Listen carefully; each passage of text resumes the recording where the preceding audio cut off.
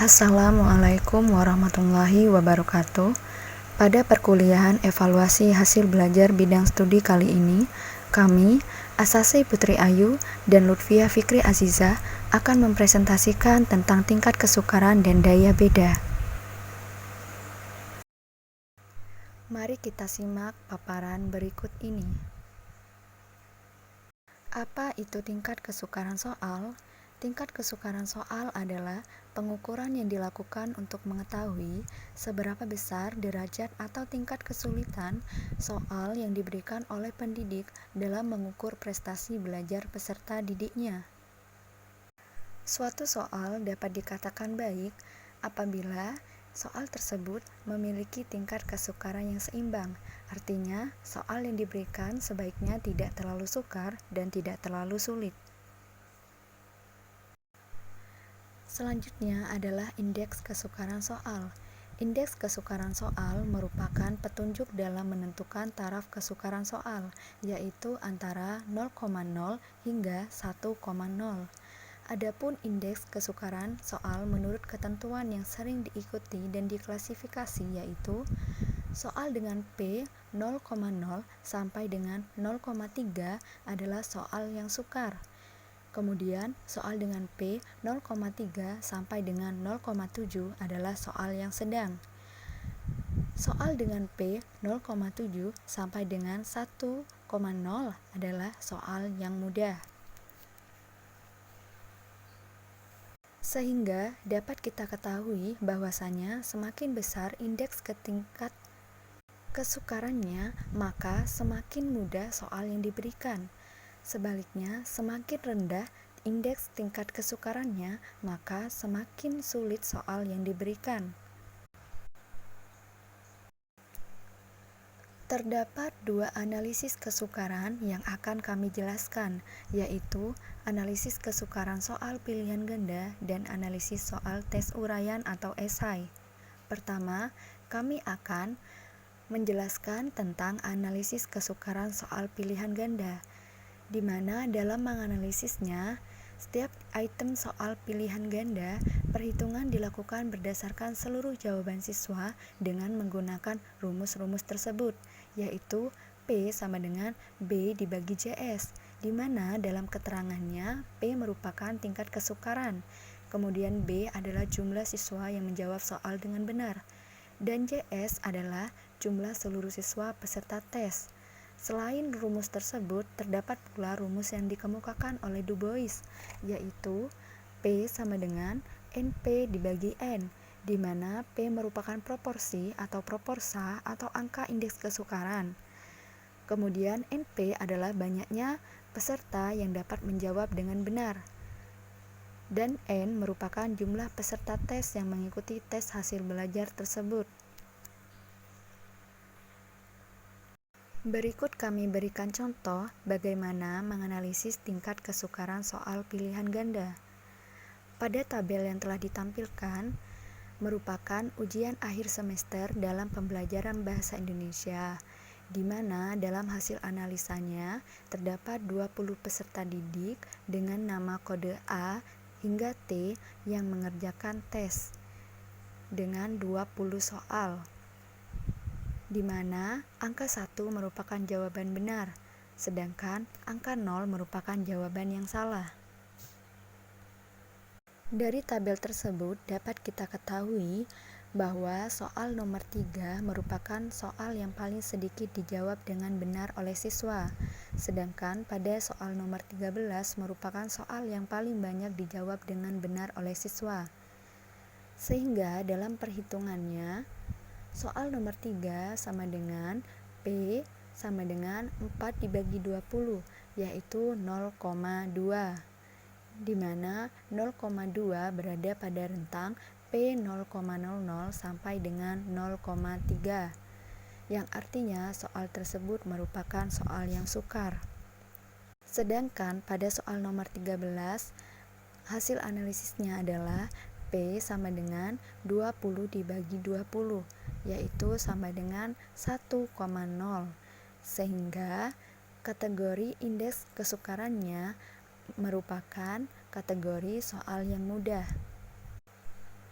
Dari hasil analisa tersebut, dapat ditafsirkan bahwa soal nomor 3 adalah soal paling sulit dalam tes, sedangkan soal nomor 13 adalah soal yang paling mudah. Selanjutnya adalah analisis kesukaran soal tes uraian atau esai. Seperti halnya soal pilihan ganda, pada soal uraian atau esai memiliki indeks kesukaran seperti pada umumnya, yaitu 0,0 sampai 1,0. Perhitungan tingkat kesukaran soal uraian atau esai ini juga menggunakan rumus, yaitu min sama dengan jumlah skor siswa tes pada butir soal tertentu dibagi banyak siswa yang mengikuti tes. Dari rumus tersebut dapat kita analisis tingkat kesukaran soal uraian atau esai. Contohnya pada tabel yang telah ditampilkan. Pada tabel tersebut diketahui terdapat 5 siswa yang mengikuti ujian dengan 5 soal. Sehingga indeks kesukarannya yaitu pada soal nomor 1 memiliki tingkat kesukaran yaitu 4 dibagi 5 sama dengan 0,8, sehingga termasuk pada kriteria soal mudah. Kemudian soal nomor 2 memiliki tingkat kesukaran yaitu 3 dibagi 5 sama dengan 0,6, yaitu kriteria soal sedang. Kemudian soal nomor 3, 4, dan 5 memiliki tingkat kesukaran 2 dibagi 5 sama dengan 0,4, yaitu kriteria soal yang sedang. Kedua analisis tingkat kesukaran yang telah kami jelaskan ini sangat berguna bagi guru dan siswa dalam pengujian dan pembelajaran.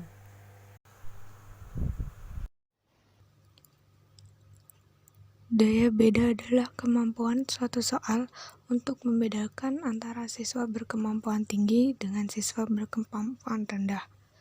Tujuan pokok dari daya beda adalah untuk menentukan apakah suatu butir soal memiliki kemampuan membedakan kelompok dalam aspek yang diukur sesuai dengan perbedaan yang ada pada kelompok tersebut.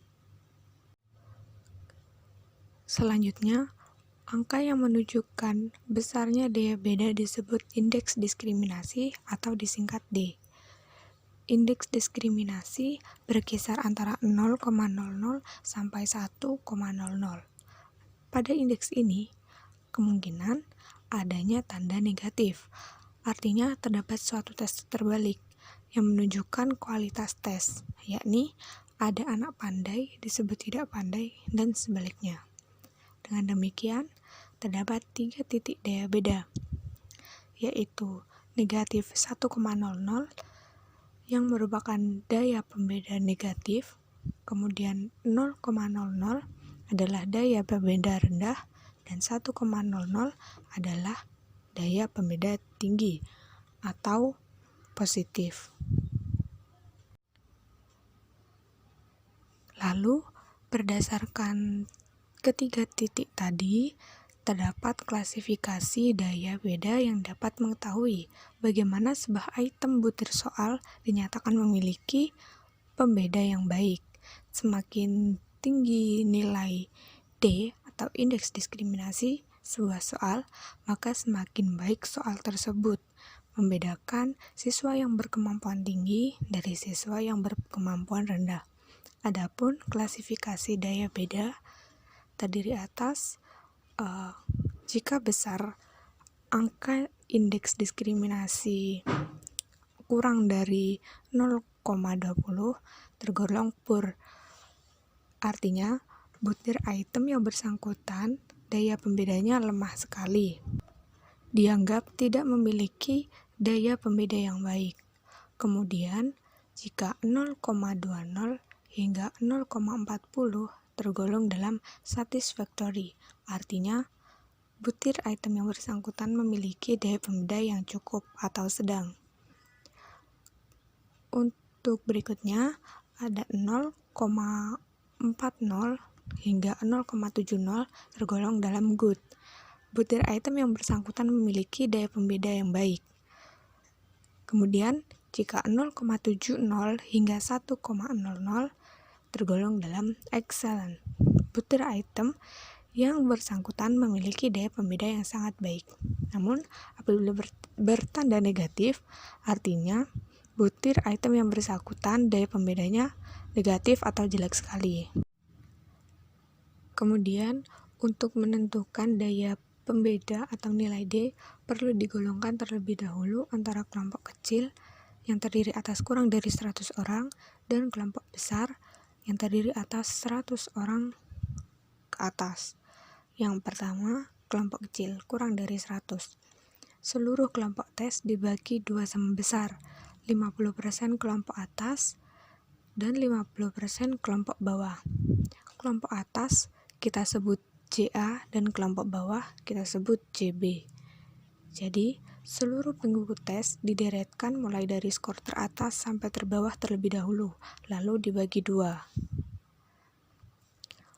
Untuk yang kelompok besar, untuk memudahkan analisis, dalam kelompok ini cukup diambil kedua kutubnya saja, yaitu 27% skor teratas, itu sebagai kelompok atas atau JA, dan 27% skor terbawah sebagai kelompok bawah atau JB. Selanjutnya, setelah mengetahui JA dan JB, maka dimasukkan dalam rumus D sama dengan BA per JA dikurangi BB per JP sama dengan PA dikurangi PB. JA merupakan jumlah peserta kelompok atas, JB merupakan jumlah peserta kelompok bawah, BA merupakan jumlah peserta kelompok atas yang menjawab soal itu dengan benar.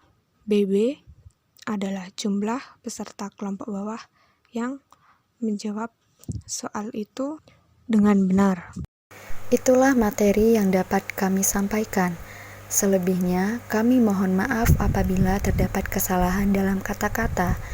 Kami akhiri, sekian dan terima kasih.